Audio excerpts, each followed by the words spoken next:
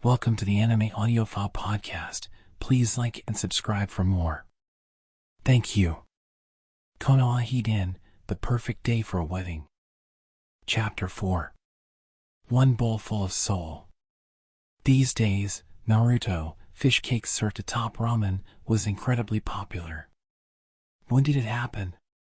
In the blink of an eye, Naruto had risen to number 1 in the popular toppings list. From children to adults, people of all types and ages loved Naruto. More Naruto would be served on dishes, and then before you realized what had happened, they'd have finished and run out. Even the local mothers had started saying that if children ate Naruto, then they'd grow up to be healthy, energetic, and strong. Ah, Naruto.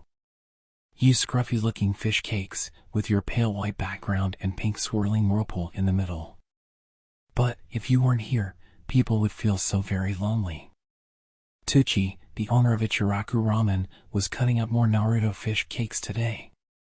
Now, ramen would be made by smoothly adding in boiled noodles to various soups, and then skillfully, artistically adding several toppings on top. The finishing touch of just that tiny bit of Naruto added a firm flair to the whole bowl of ramen. As the popularity of those Naruto toppings grew, so did the turnover that Ichiraku's made. These days Itachi was continuously setting out extra tables in front of the place, but even those would immediately fill up. It certainly hadn't been like this in the old days. Ichiraku Ramen had opened shop in Konoha a good many years ago. Back then, a good number of people were grateful for the cheap and quick ramen, but the turnover had barely been enough for Itachi to stay out of the red. He thought that he'd keep scraping by like that until the bitter end. And back then, Naruto had always been the least liked. The popular toppings board which stood outside the shop would always have Naruto scrawled at the very bottom. Nobody really cared whether it was there or not. The reason nobody cared was the existence of other toppings, simmered bamboo shoots, love for the texture as people chewed on them. Roast pork cutlets, carefully cooked and greatly recommended. Half-boiled eggs, drowning in their own lovely flavor. Seaweed, and their incredible surge of popularity as an optimum highlight on ramen. Every single one of them were strong competitors for the place of number 1 topping. Seaweed in particular had always been a tough opponent. While Naruto was always stuck at the bottom, Seaweed hovered constantly at top in ranking. You could say that Seaweed had always been the greatest obstacle that Naruto could never pass in popularity. The reason was likely because Nori had so many devoted customers. Shinobi seemed to have a certain inclination towards Seaweed. Seaweed never stood out and never showed off. It clung to the sides of the bowl or floated around in groups in the soup. It was like a shadow. Compared to the pointlessly exuberant Naruto, with its bright pink spiral on white that never failed to stand out, Seaweed had a completely different atmosphere about it. It would be exaggerated to say Shinobi had fellow feelings for the seaweed in their ramen, but it was true that they felt a sort of familiarity towards it. Seaweed had such popularity that it had likely never been declined by any customer.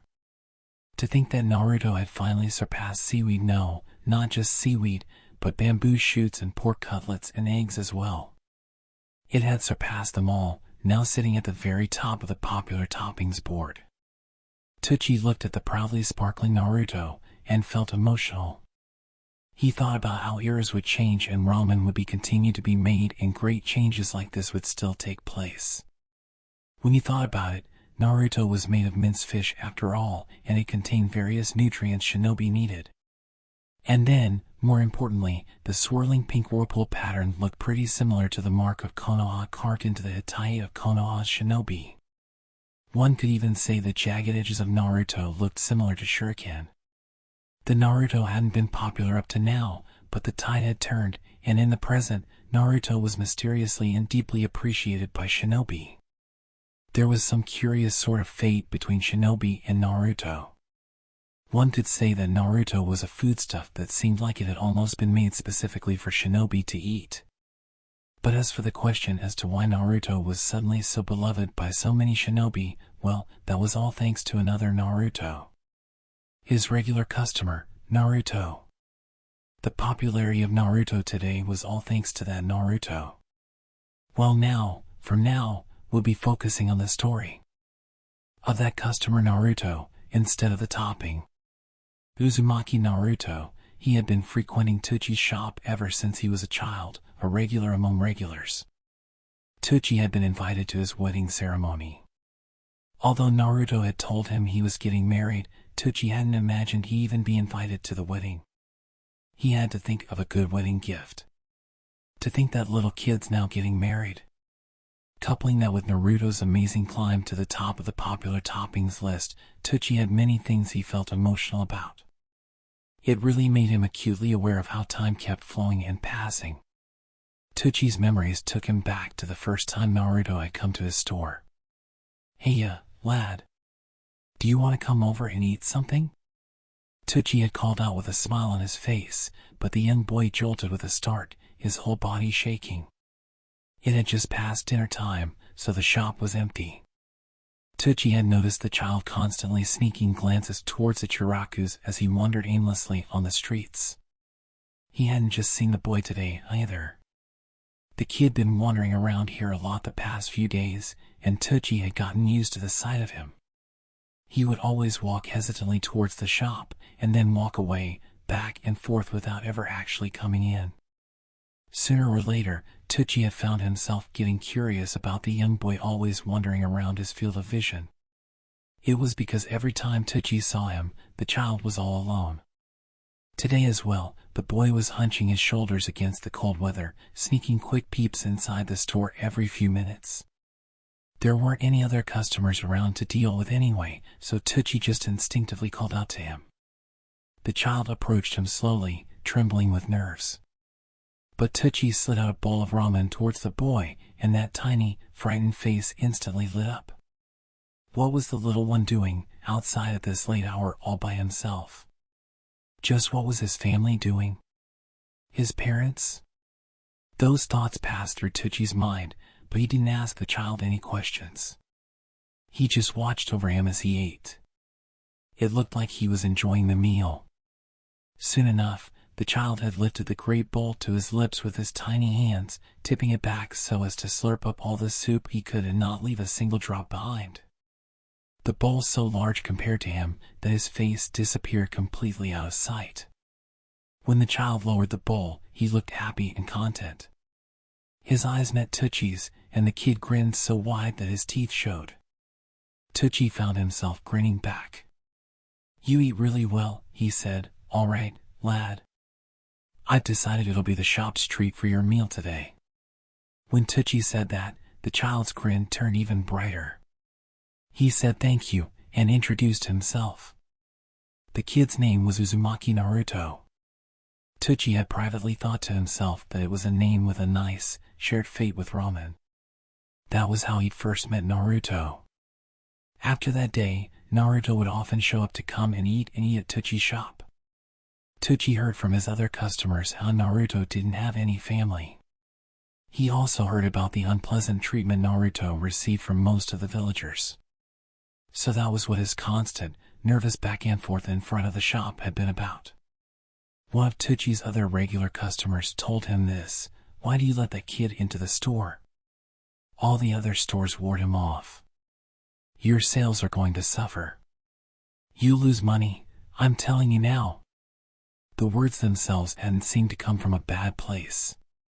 The man had likely been honestly worried about Itachi's store.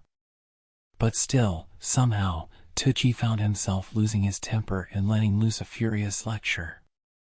Oh, he didn't know anything about the world of shinobi, that was true, he told the customer. He understood there had to be many circumstances around Naruto's situation. But why in the world would he turn away someone who liked ramen, who came all the way to his store in the hopes of filling his stomach? For that little kid with no parents or siblings, it was very possible that Itachi's store was the only place he could eat a warm meal made just for him. It's possible might have been conceited for thinking that way, perhaps placing more importance on his store's existence to Naruto than was due, but it all came down to this: Itachi might not have known a thing about the world of shinobi, but the world of ramen was one that he understood perfectly. When it came to ramen, the bowl in front of you was everything.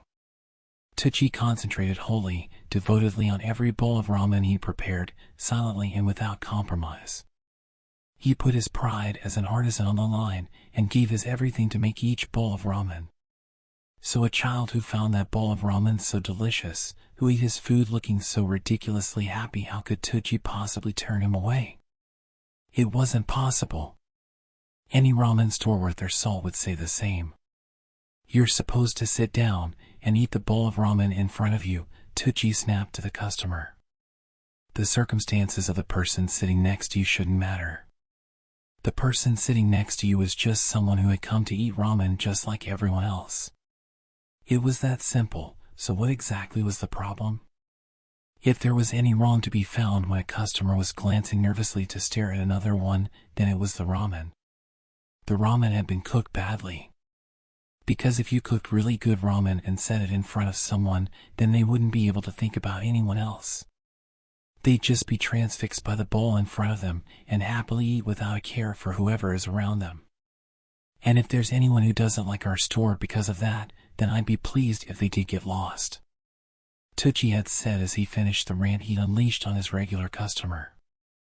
I'm sorry, Itachi. The regular said to him, I didn't mean it like that. I understand. You said that because you were concerned about the state of my store, right? Itachi gave him a friendly smile. Come again, all right? From then onwards, regular customers continued to visit Itachi's shop, and Naruto became part of that group, too. He came almost every single day to eat. Until, at one point, things changed. One day, Naruto stopped coming to Ichiraku Ramen. Itachi told himself it was a strange series of incidents to do with a complicated situation. That's why Naruto couldn't come. Naruto, who would come to eat lunch at noon and then come again to eat dinner at night. Naruto, who would buy huge amounts of cup ramen to keep himself full with, but then still show up in the early hours of the morning. That was the sort of person Naruto was, and yet one day, he suddenly stopped coming. Someone who always came was suddenly absent. Someone who should be present was nowhere to be found. Was this still really okay to call it a strange series of incidents? Itachi felt incredibly uneasy in those days following Naruto's absence. Come to think of it, he'd gone through this pattern various times.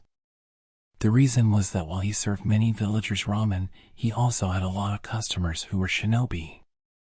I wanted to eat your ramen just once before I head out on a mission. His shinobi customers would say such delightful things.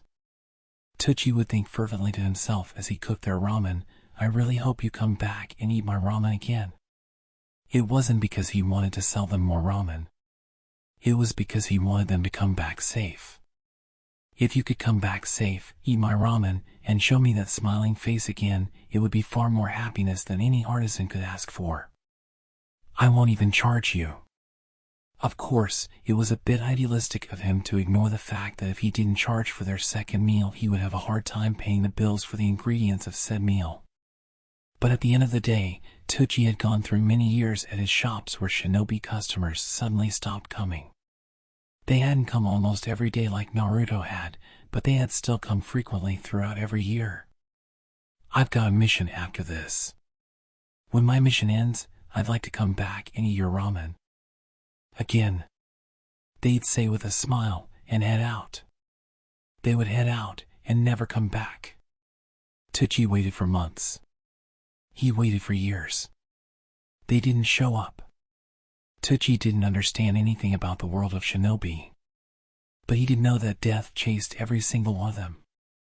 It was thanks to those shinobi who put themselves at risk and protected everyone in the village that Itachi and the other villagers could live peacefully. That was why. Every night, Itachi would prepare the ingredients for the next day of work at Ichiraku's. And as he did, all the faces of his missing shinobi customers would come to mind. You were careful, right? You just got fed up my ramen, right? You just found another, better store, right? Right? That's the case, Itachi tried to tell himself, trying to cheer himself up. That's definitely the case. Who knows, I may even see them tomorrow. In that case, I'd better make sure tomorrow's ramen is better than ever. He spent his nights staying up and preparing ingredients with fervently hopeful thoughts like that. That was how Itachi continued making ramen, day in and day out. Several months after Naruto stopped showing up, Itachi heard that the shinobi was just out of the village for an extended training trip. He felt relief surge through him from the very bottom of his heart. It was true that the last time Naruto had stopped by the shop, he'd mentioned going on a long trip. Itachi had assumed it was for a mission of some sort, but he couldn't have imagined Naruto would be away for so long. Shinobi had such harsh training ethics. When Naruto came back from his 2-year-long training trip, he'd grown taller and looked just like a grown man. It was funny how Itachi wouldn't have noticed those drastic changes if he'd seen him every day like he used to. Itachi didn't talk about a lot of things. He just put a bowl of ramen in front of Naruto for him to eat. It was one bowl full of soul. Naruto might have grown, but the bright grin he gave Itachi after eating his ramen hadn't changed at all. For some reason, that fact made Itachi so happy he grinned back even wider. Naruto's characteristic bravado and inability to give up would eventually help him save the village several times, and soon enough he was being called everyone's hero. A handful of years later, and the little boy who had been so isolated was now loved and acknowledged by everyone. The name Uzumaki Naruto passed across a great many people's mouths. And every time someone repeated his story, people would find themselves feeling a sort of affection towards the Naruto topping. Dozens of Itachi's customers would ask for additional orders of Naruto, and eventually there were so many requests that it almost became a craze. Embarrassingly, there were quite a few people going around and calling Ichiraku ramen by the name Hero's Ramen instead. Itachi felt uneasy when people started eating the ramen and murmuring, "If I eat this, I won't fail on my mission," or "Please let me come back safe and alive," under their breath, but he couldn't heartlessly tell them to stop, either. All the shinobi and kunoichi who frequented his shop and said things like that were the protectors of the village, those who would go out and be chased by death on cruel missions almost every day. It was human nature to want the comfort of charms that would protect them. And then, there was the undeniable fact that Itachi himself had always been praying in a way, too, every time he cooked for shinobi about to head out on missions. His constant thoughts of "please come back and eat again" were really no better than the murmured wishes of his customers. "If I eat this ramen, I'll become stronger," or "If I eat this ramen, I'll become a hero." It wasn't happy circumstances which lead to those kinds of wishes. Even the thoughts and prayers of one person could help you change. Itachi had learned that very well in the past. Yes, that incident had been on a cold night in the middle of winter. That night was when Itachi had decided to open up his first shop, the night he had experienced his life's latest try. The broth in his stockpot had started to boil. The steam had risen up along with the bubbling sound, and snapped Itachi clean out of his reminiscing. "Oops, I got too caught up in thinking about the past," Itachi muttered.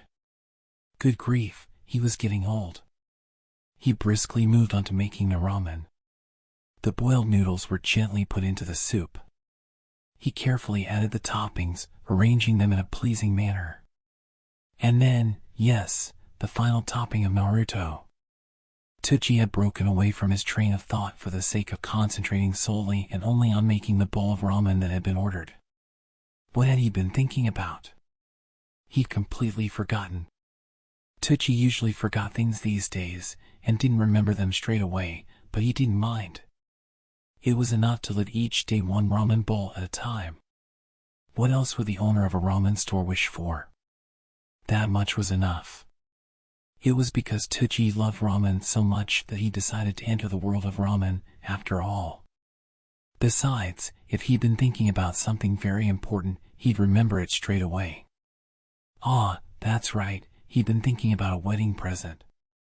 His brain knew how to hold on to important things after all. Both Naruto, the person, and Naruto, the topping, had helped Itachi out a lot. He wanted to show his gratitude in return, but unfortunately the things he could do were limited. What Itachi could is what he always did, make ramen. But then, that wasn't a bad thing, Itachi thought. The relationship between Itachi and Naruto was that of a shopkeeper and his most regular customer. When it came to what Itachi knew about Naruto, well, he knew the boy loved Itachi's ramen with a deep and pure passion. At the end of the day, despite knowing each other for years, Itachi and Naruto had been mutually impeded from talking about anything else since they both wholly devoted themselves to concentrating on the ramen on the counter between them. Since Itachi was like that, and Naruto was like that, it was already clear that the only gift he could give was ramen, right? Itachi reached out to the memo pad he kept nearby, and wrote 3 words on it: free ramen pass. It was a voucher that would let Naruto eat all the ramen he liked from Ichiraku's for free. Surely, he'd be delighted with this gift.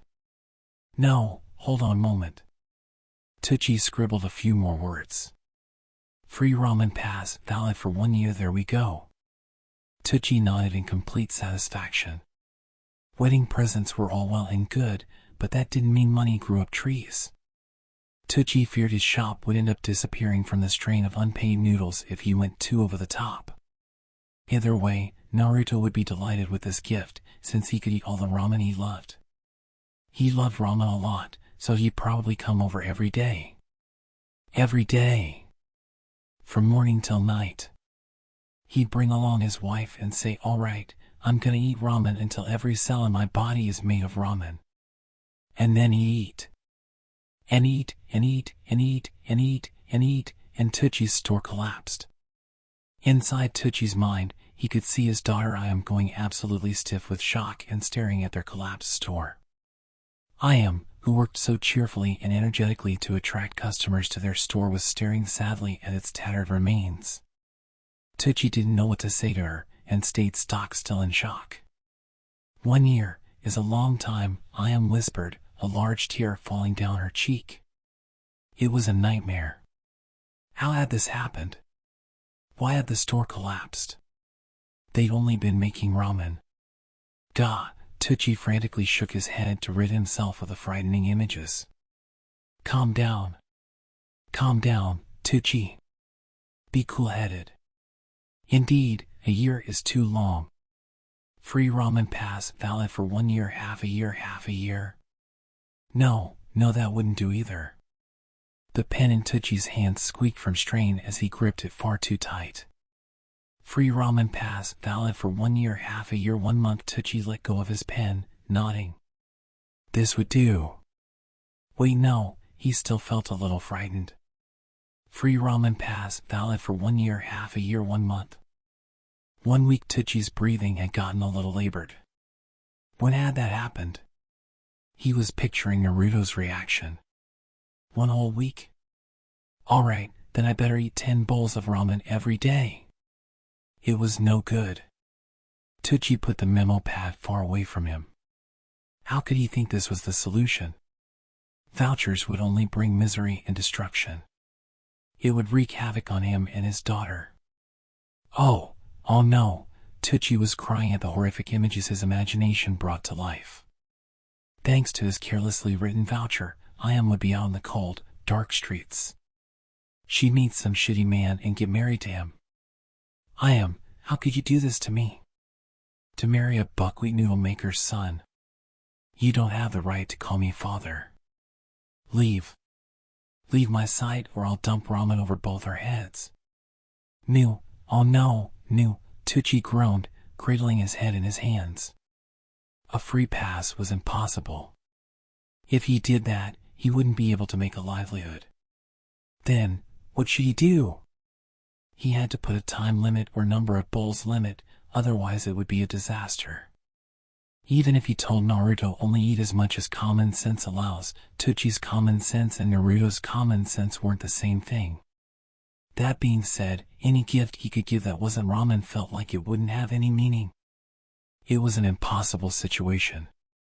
Good afternoon, Itachi called out to a new customer who just came in. 1 large serving of ramen, please. The customer said, and extra Naruto. Naruto really has been popular lately. It used to be that it barely sold, but nowadays Itachi was stocking up ahead of time to make sure he never ran out. Itachi switched over his distraught feelings for professionalism as he started making the ramen. As always, he devoted himself entirely to the task and added the Naruto topping at the very last stage. He put in the extra Naruto too, arranging them nice and careful. It looked like Naruto's place at the top of the popular toppings list was safe for quite a good while. Here you go, order up. Itachi slid the ramen towards his customer and went back to worrying. He pulled back the memo pad, opening a new, blank page. The customer was happily munching on the Naruto his ramen. It was alright even if he asked for more helpings of the topping. Itachi had a whole mountain full of them already cut up and ready. Itachi looked at the mountain of cut-up Naruto that he arranged on a tray in his work area. The memo pad's new page was white, just like most of Naruto was white. But Naruto wasn't just white. It also had that lovely spiraling whirlpool pattern. Those Naruto were good things. Itachi thought. Itachi's mind was blank, and the memo pad he had in his hand was blank, but the Naruto wasn't, because it had that lovely, fascinating spiral. For a while, Itachi continued to silently stare at the mountain of Naruto. And then, one free serving of Naruto before he even realized what he was doing, Itachi had written that line on the memo pad. He put down the pen. Then, just as quickly, he picked it back up. One free serving of Naruto, this wouldn't do either. It was too small a gift, he was worrying too much. Itachi kept trying to think of a gift option that wouldn't let his worst fears come to life. It was thanks to Naruto, the person, that Naruto, the topping, had gotten so popular, so Itachi couldn't behave so small-mindedly. But, as important as a wedding gift was, if he acted too recklessly, then his imagination taunted him with images of I am out on the cold streets, marrying some irresponsible bastard. What he needed was something with perfect balance. It had to be something that carried a deep love of ramen, but also something that wouldn't put the store in danger of bankruptcy, some kind of splendid gift that combined both those factors. Itachi's thoughts started churning again. It's thanks to Naruto, the person, that Naruto, the topping, is so popular. So in that case, Itachi found his resolve and wrote out a new sentence on his memo pad. As he did, he thought of how Naruto looked when he ate his ramen. That look the boy always had, of being so happy he couldn't even speak. That grin of Naruto's was unfair. It was underhanded. Any owner of a ramen store would turn to mush when they saw it. Whenever he thought of that look, Itachi couldn't help but think, I always want to see this face. All right. Itachi gave a satisfied nod. He'd finally found the right wedding present. All you can eat Naruto, for as long as you want. Naruto, as you can tell, are the fish cakes Naruto happens to share his name with. LOL, there are lots of puns in this chapter, with some subtle references to Naruto and Sasuke with the whole Naruto and seaweed thing, but yeah. I tried to make the distinction clear by never writing Naruto the topping with capital letters. End of chapter 4. Thank you for listening. Remember to like and subscribe for lots more.